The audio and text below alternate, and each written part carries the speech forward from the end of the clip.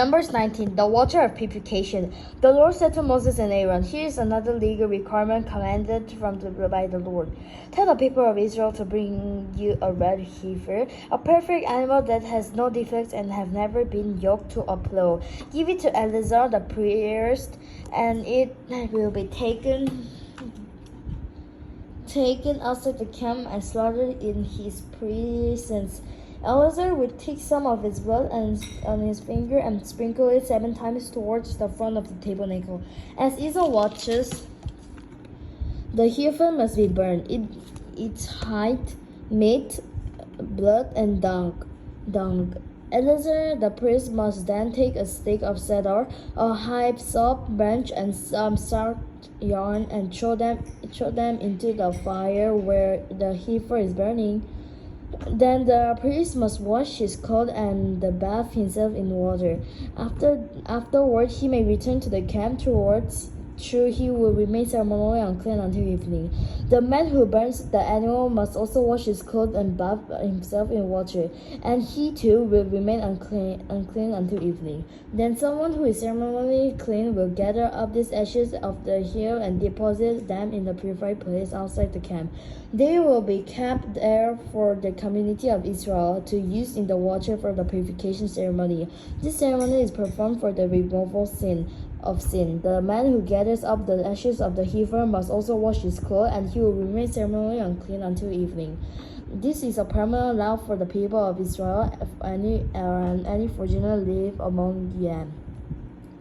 All those who touches a dead body will be ceremonially unclean for 7 days. They must purify themselves on the 3rd day and the 7th day with the water of purification.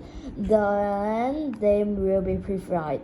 But if they do not do this on the 3rd day or on 7th day, they will continue to be unclean after the 7th day. All who touch a dead body and do not purify themselves in a proper way defile the Lord's tabernacle, and they will be cut off from the community of Israel. Since the water purification was not sprinkled on them, the defilement continues. This is the ritual vow that applies somebody dies in a tent.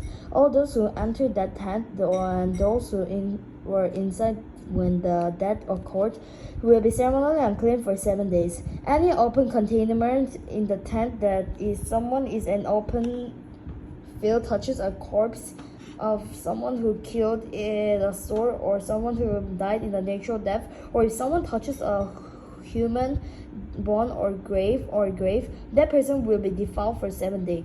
To remove the defilement, put some of the ashes of the burnt purification offering in a jar and pour fresh water over them. Then someone who is ceremonially clean must take a hyssop branch and dip it into the water. That person must sprinkle the water of the tent on all the furnishing in the tent, and on the people who were in the tent. Also,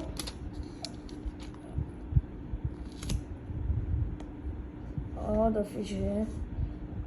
Also, the person who touches a human bone, or touches someone who has killed or who died naturally, or touches a grave on the 3rd day or on the 7th day, the purification who is ceremonially clean must sprinkle the water on those who are defiled.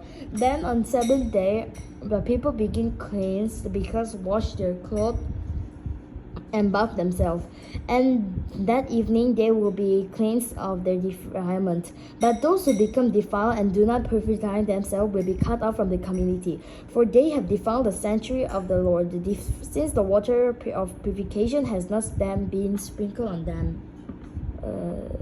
They remain defiled. This is a permanent law for the people. Those who sprinkle the water of purification must be afterward wash their clothes, and anyone who then touches the water used for purification will remain defiled until evening. Anyone that has defiled person touches will be ceremonially unclean until evening.